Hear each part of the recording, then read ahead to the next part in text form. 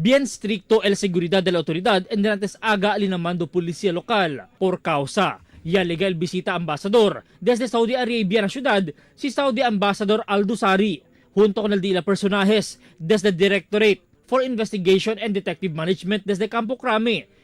Para checkya, iman update si cosa el andanza del caso na tiroteo o attempt de asasinasyon con al dos mga Saudi nationals del Marso. Si Taacorda, del Marso 1, un estudyante del Western Mindanao State University, nombrado como si Miswari Rugasan III, ella tira con el Islamic preacher, si Dr. Aid Al-Karni, y con Sheikh Turk Asai, asigun pa con el official encargado del Zamboanga City Police Office, Superintendent Luisito Magnaye, sila yaben na syudad para lang asunto. We have a visitor coming from Manila in the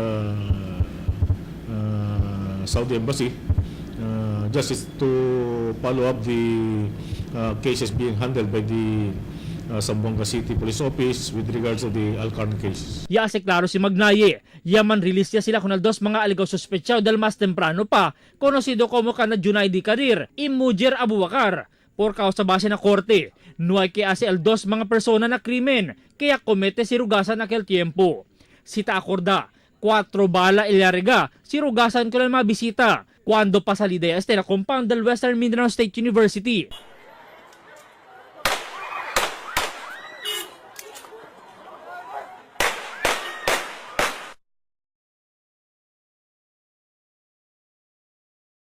Gaya ng sinasabi ko before, we cannot get the strong evidence to link yung dalawang nahuli natin, si Junaidi Kadir and Mujir Abubakar, doon kay Miswari Rugasan.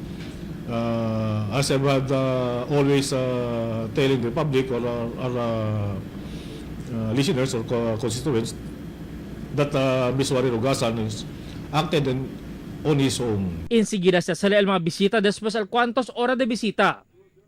Albert Luna, Dateline Zamboanga.